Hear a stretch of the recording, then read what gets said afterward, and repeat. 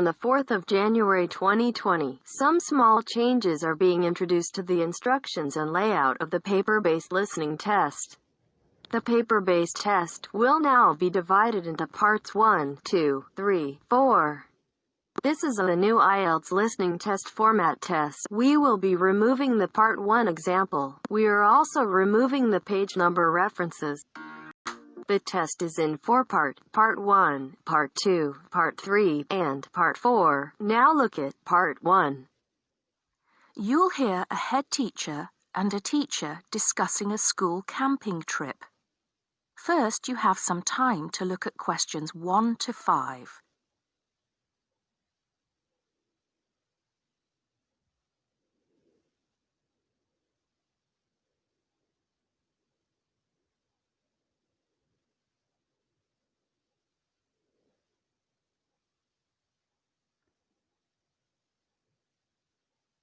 You should answer the questions as you listen because you will not hear the recording a second time.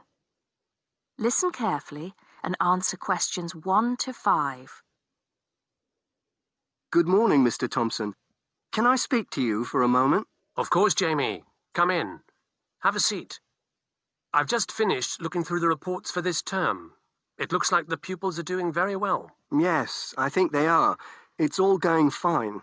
So, Jamie, what's on your mind? Well, I've been thinking about next month's camping trip, the one for Year 10. Yes, we've got it scheduled for the 23rd to the 26th, if I'm not mistaken. Actually, I think it's the 24th to the 27th. Let's just check. Oh, right. Yes, you're right. So... Well, I've been thinking about how we might possibly make this year's event even better than last year's. Not that last year's wasn't great, but... Suggestions for improvement are always welcome, Jamie. So, what have you been thinking about? Well, to tell the truth, I wasn't completely happy with the camp we used last year. It was rather small, and I didn't feel that the grounds were particularly well kept. Go on. I did some searching, and I think I found the perfect spot. It's called Shepton Meadows, and... Is that the campsite in the Lake District? No, actually it's just outside Carlisle. It's a huge site, and it's on a lovely lake, Lake Brant, I believe it's called. Half the site is forested, and the rest, the actual camping area, is grassy. For kids that rarely get to see anything more than concrete, it's ideal. And the facilities are amazing. There's a basketball court, a large pool, and a football pitch.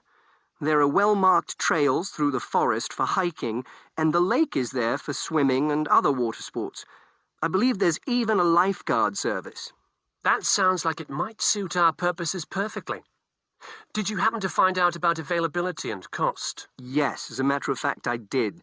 I called them yesterday evening, and there are plenty of spots available. And because we're a non-profit organization, they said they would give me a reduction in the price. If I remember correctly, we paid £5 a head last year. Yes, per night, right? Yes, each child paid £10 for the 2 nights. Well, at this campsite, it's only £4 per night. And they told me that if we had over 50 children, which we do, they could give us a further 10% off. That's very reasonable, isn't it? Well, from what you've told me, I think we should probably go ahead and book. Excellent. I'm sure the children will love it. I'm sure they will. Before you hear the rest of the conversation, you have some time to look at questions 6 to 10.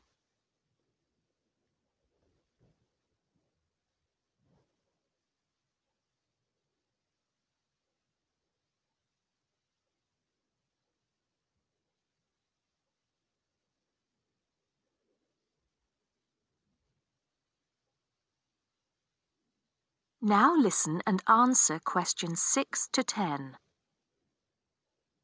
Now, Jamie, have you given any thought to an itinerary by any chance? As a matter of fact, I have. Wait 1 second. Yes, here it is. I've made a few notes. Okay, so, now, these are just ideas, of course. Yes, go on. Let's hear what you've got. Right. We time it so that we arrive at the camp around 7 on Friday evening. It'll still be light then, and we'll have plenty of time to set up camp and get ourselves settled in. At 8, we could have a barbecue, hamburgers and hot dogs, something that's nice and easy to prepare. And that children love. Yes. Then, lights out would be at 9:30, so the children will get a good night's sleep and be up bright and early at 7 on Saturday morning. Breakfast would be at 7:30, an hour's hiking from 8 till 9, and then a couple of hours at the lake. That would take us up to 11. I think that an hour of free time would then be in order. Let them have a chance to explore a bit on their own, Yes, great idea. And then?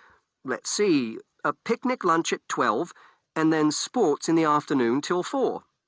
Another swim until 5, and then supper. After clean-up, around 6:30, we could have a talk-back session, where the children get a chance to discuss their day and anything else they might have on their minds.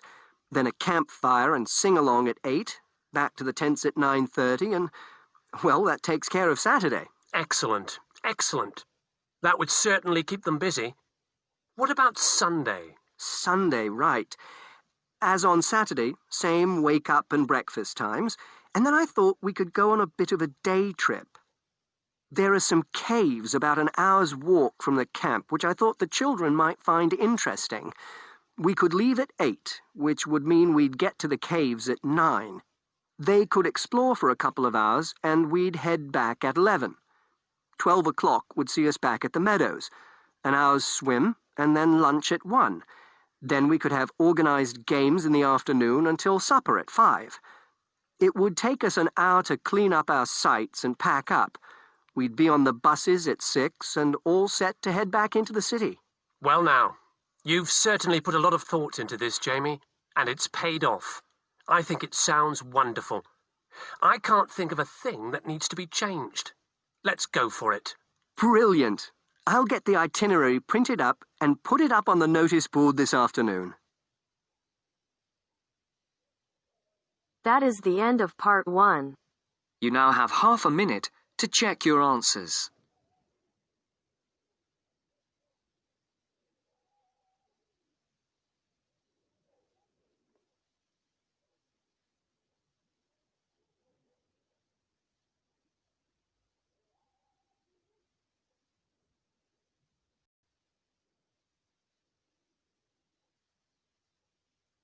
Now turns to part 2. You will hear a discussion between two students, Rosie and Mike, and a university tutor. In the first part of the discussion, they're talking about a survey they have conducted on local entertainment. First, you have some time to look at questions 11 to 16.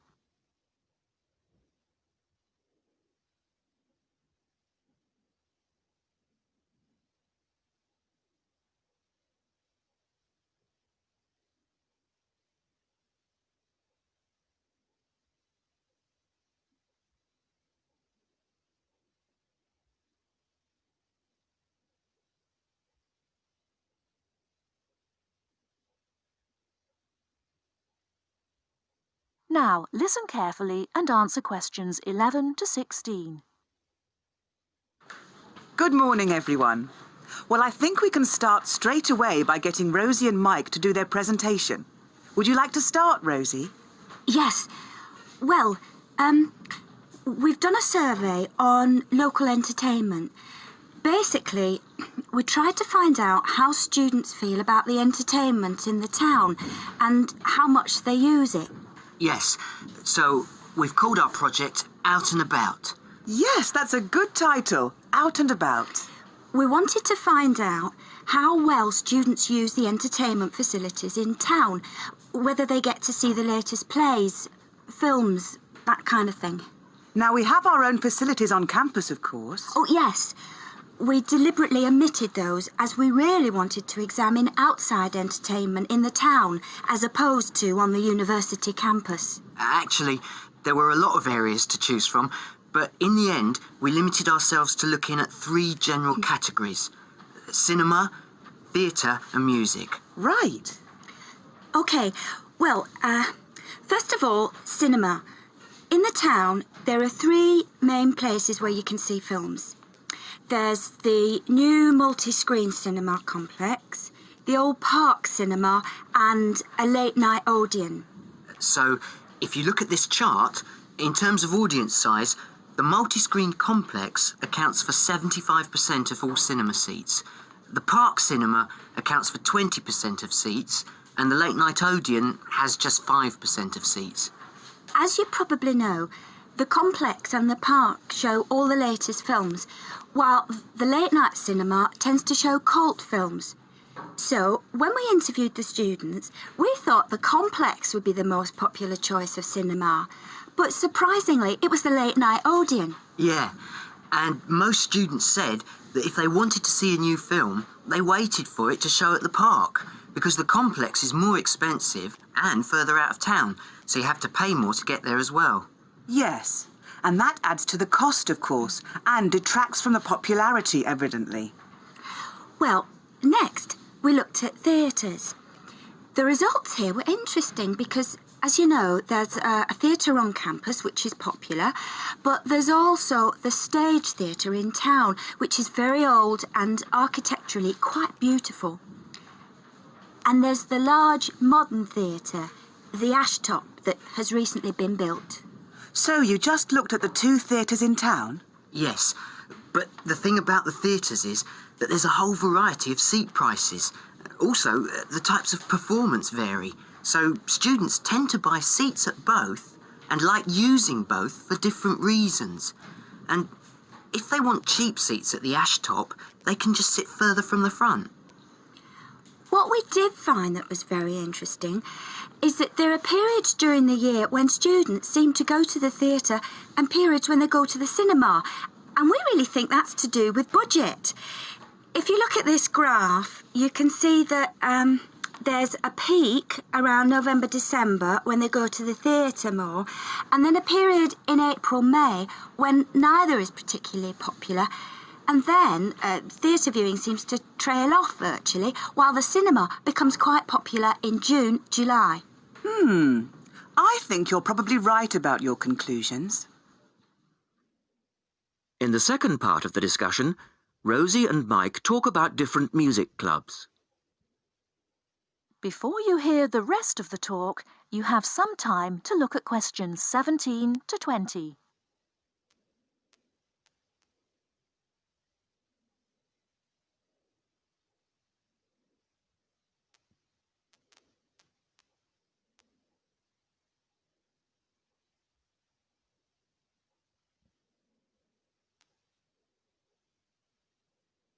Now listen and answer questions 17 to 20.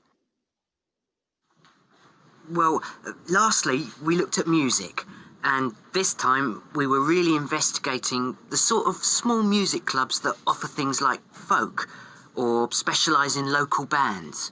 So not musicals as such. That's right. We looked at 3 small music venues and we examined the quality of the entertainment and the venue and gave a ranking for these. A cross, meaning that the quality was poor, a tick, meaning it was okay, and 2 ticks for excellent.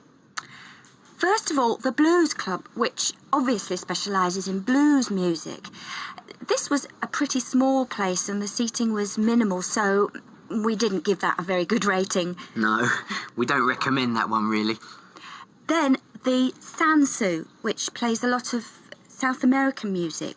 It was a big place, very lively, good performers, so 2 ticks for that one.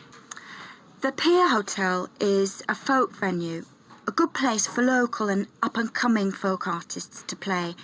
Not the best of venues, as it's in a basement and a bit dark, but the quality of the entertainment was reasonable and the lighting was very warm, so we felt it deserved an average rating.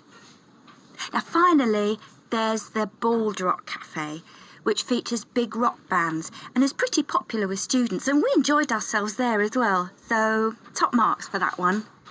And then, did you get any information from the students as to which of the clubs they preferred? That is the end of part 2. You now have half a minute to check your answers.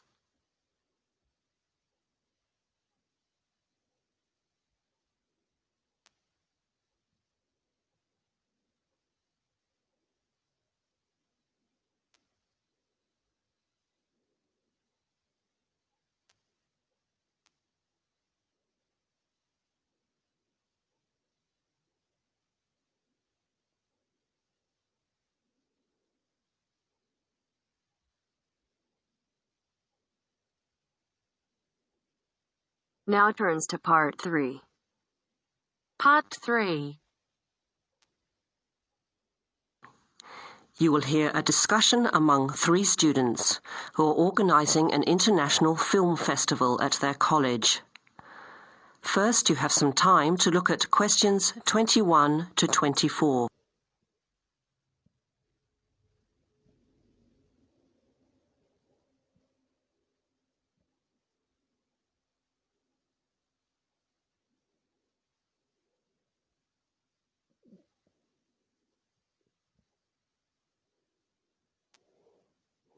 Now listen carefully to the first part of the discussion and answer questions 21 to 24. Thanks for coming to this meeting on such short notice, Anna and Veronica. It looks like we have just become the organising committee for this year's International Film Festival.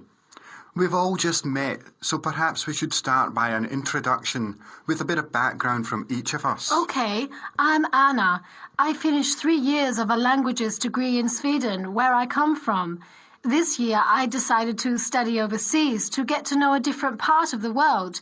I'm also a big fan of European cinema, especially French and Italian. Those are the languages I majored in, along with English. To me, film is a great way to learn about the rest of the world. I was in the film club at my university, so when I saw the notice asking for volunteers, I thought it would be a good way to meet people and get involved in something I really enjoy. Thanks, Anna. My name is Veronica and I come from Italy. I'm doing graduate studies in English literature.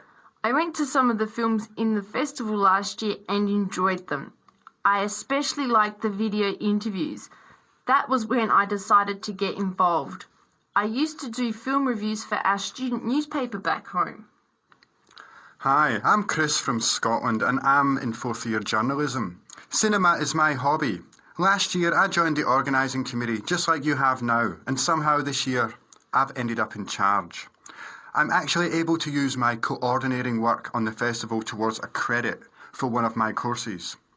I have to write up a report on the festival with recommendations, so that's an extra motivation for me. So I hope this is going to be a good experience for us all. Okay, where would you like to start? How about a general overview of the festival? I don't really know much about it. Well, the film festival was started by International Student Society 5 years ago and has grown every year. It is held over 4 nights during study break, Wednesday to Saturday. Normally we show 3 films a night. Last year we tried to choose films from different parts of the world that fit together in some way, maybe a similar theme. Or we could feature a type of film like action films or science fiction. Now you have some time to look at questions 25 to 30.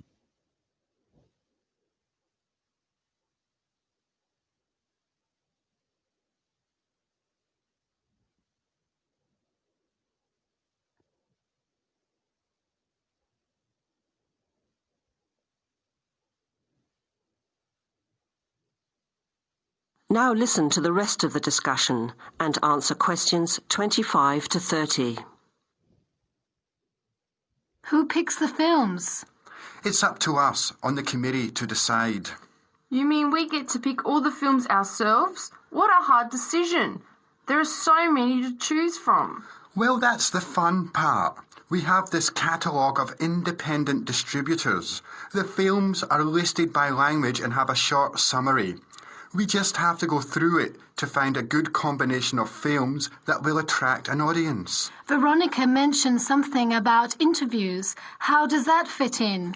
We set up cameras in the foyer of the theatre and did live interviews before, during intermission and after the screening.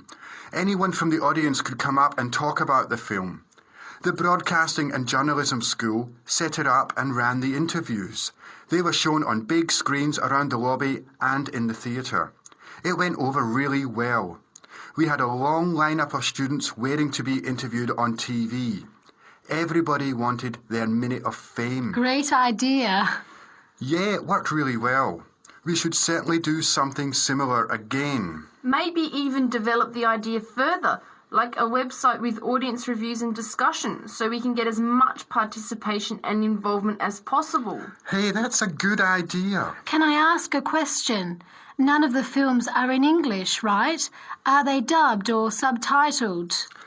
Well, we do occasionally choose a film in English, but only from unusual places where the dialect is so strong they sometimes need subtitles, like the Caribbean or even Scotland.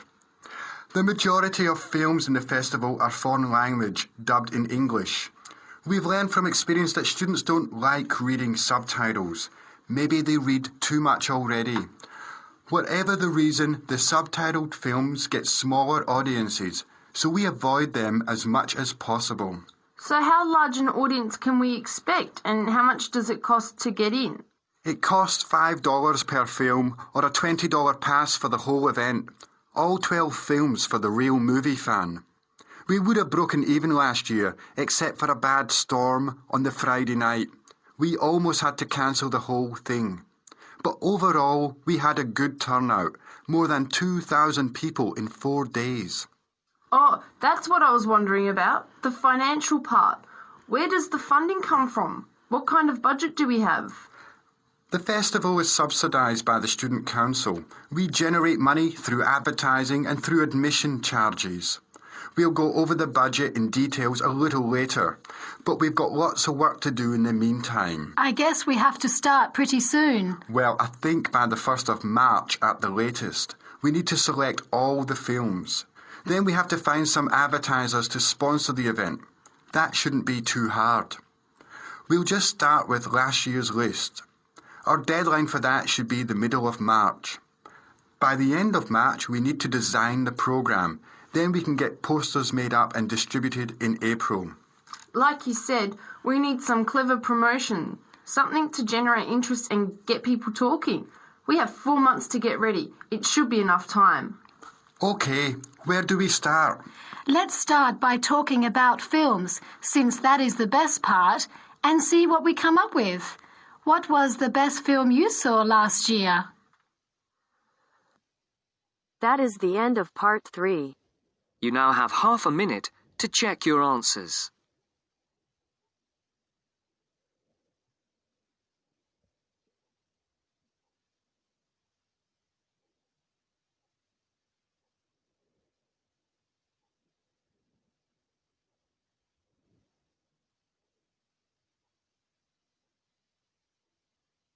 Now turns to part 4. Part 4. You'll hear a teacher talking about several British art galleries. First, you have some time to look at questions 31 to 33.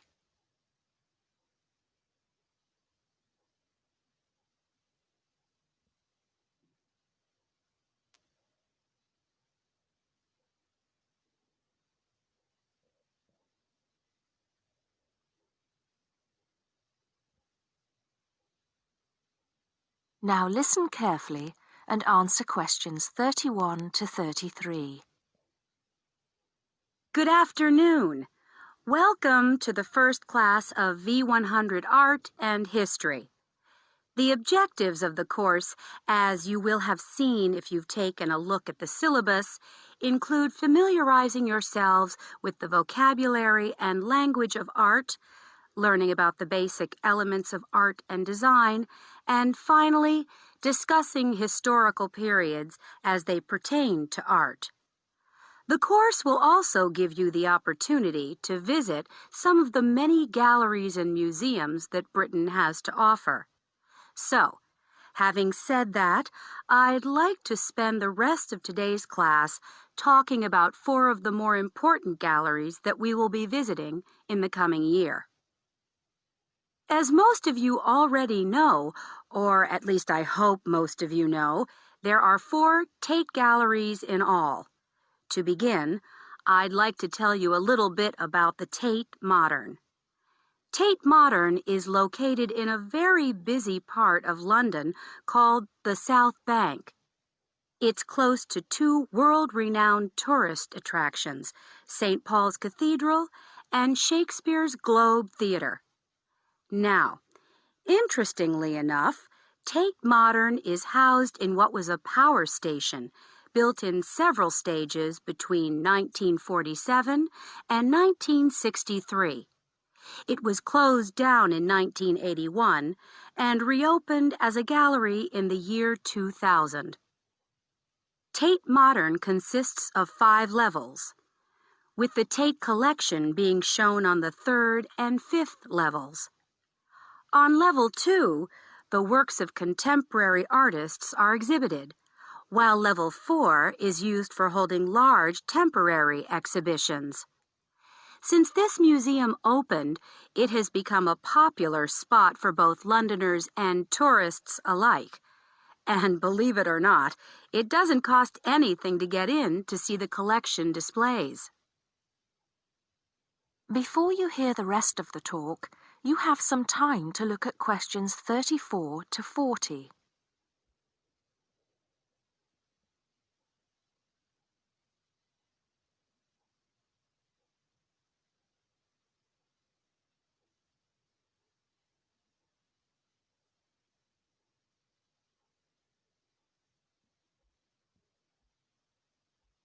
Now listen and answer questions 34 to 40. Now, the second gallery I'd like to talk about is Tate St. Ives, which is in Cornwall. It was built on the site of a gasworks, and it overlooks Porthmeor Beach. Tate St. Ives is housed in a 3-story building that was designed by the architects Evans and Shalliff.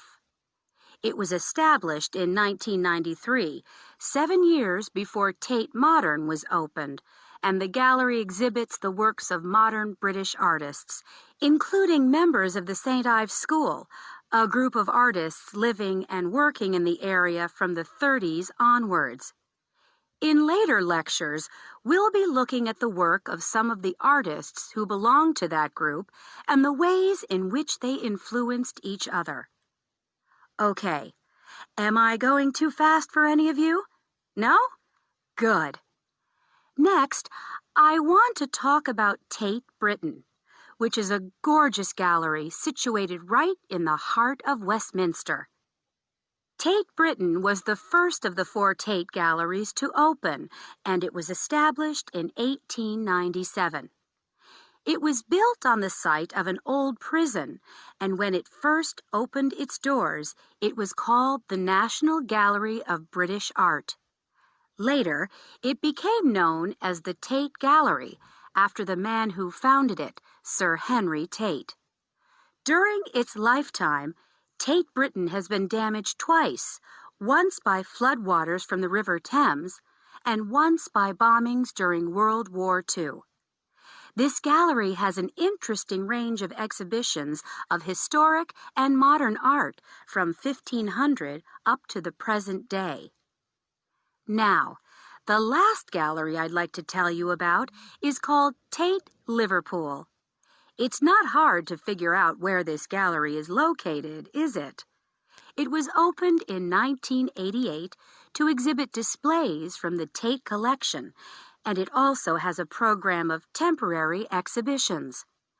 Tate Liverpool is housed in what was once a warehouse, and for some years it was one of the biggest galleries of modern and contemporary art in the UK. Well, that's a brief overview of just a few of the galleries we'll be visiting. I'd like now to look in a little more detail at what you can expect to see in each of these galleries, starting with Tate Britain. That is the end of part 4. You now have half a minute to check your answers.